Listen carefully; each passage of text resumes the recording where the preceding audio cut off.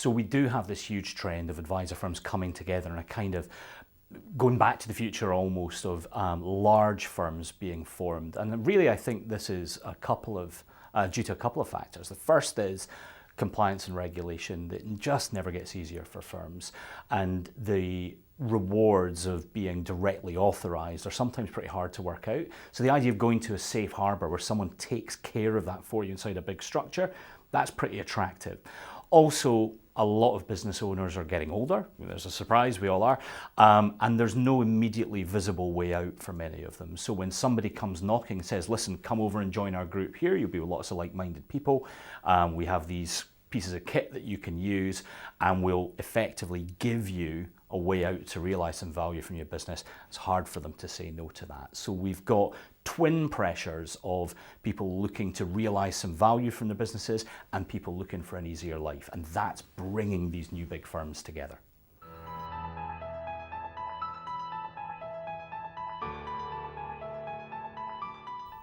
So one of the huge changes inside this is that people aren't picking funds anymore.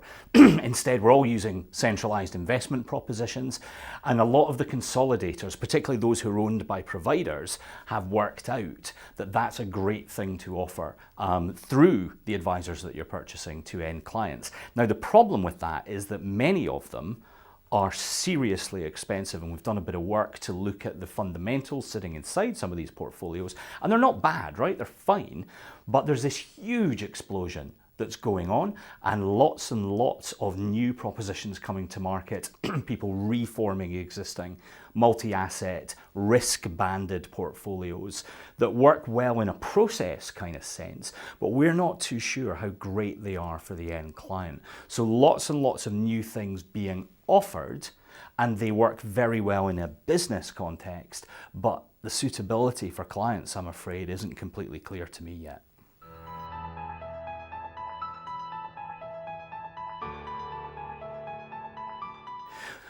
So vertical integration just means a company doing more than one thing that's to do with supplying the thing that they supply, right? So a vertical integrator might start from being an advisor, but then looks to launch their own platform or build their own funds, or it might be a provider that provides funds or platforms also looking to buy distribution or buy advisors and get into that side of the game as well. So in this sense, what I really count as a vertical integrator is somebody that has advice capabilities, product or platform capabilities, so they've actually got somewhere to hold the investments, and is involved in the provision of investments as well. So they've got their own branded portfolios or funds. They may not manufacture it all themselves, they may buy it in and white label it, but still I count those as integrators for our market.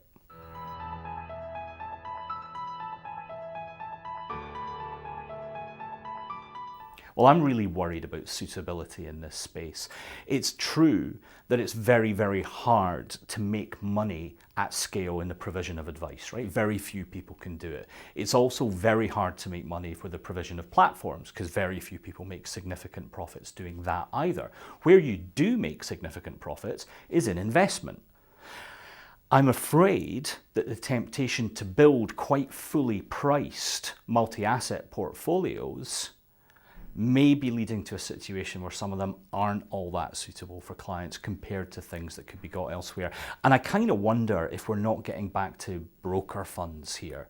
And back in the day, we used to have a concept of better than best advice, right? If you were going to recommend your own kit, you had to make a case that was absolutely bulletproof, absolutely watertight. And we don't really have that concept anymore.